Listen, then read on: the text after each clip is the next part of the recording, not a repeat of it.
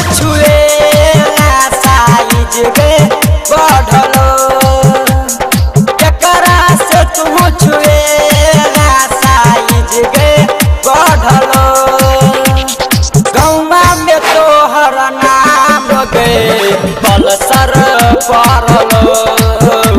Apache पड़लो गौवा में तोहर नाम गे पल्सर पड़लो अपाची पड़लो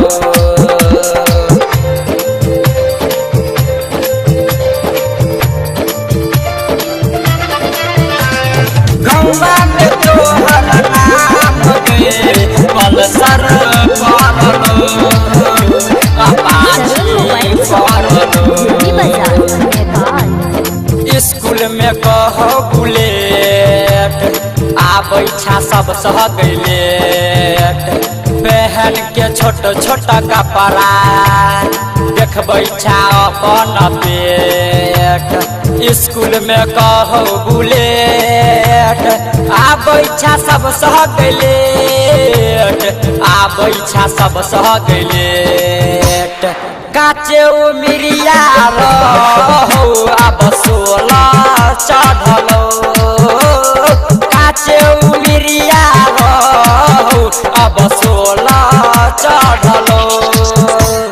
गौवा में तोहर नाम गे पल्सर पड़लो अपाची पड़लो कोचिंग में तोहर नाम गे पल्सर पड़लो अपाची पड़लो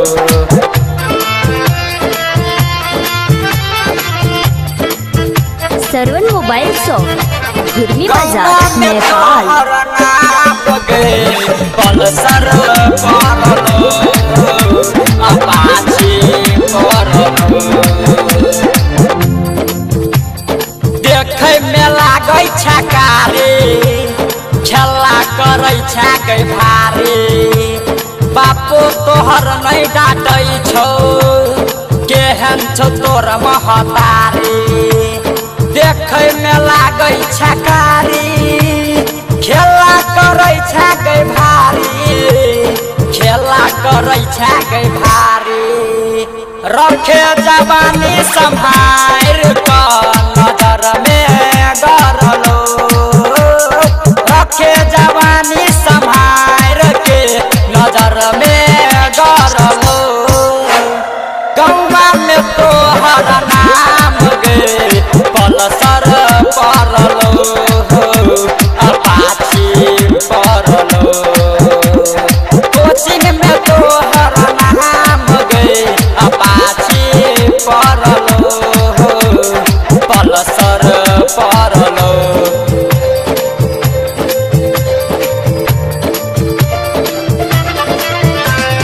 गौवा में तोहर नाम गे पल्सर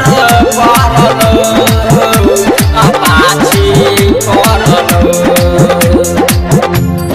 कहै छौ निगम नीतीश रबिन मांगै छौ केस केहन छौ तोहर जवानी बुढ़बो के मारै छै टीस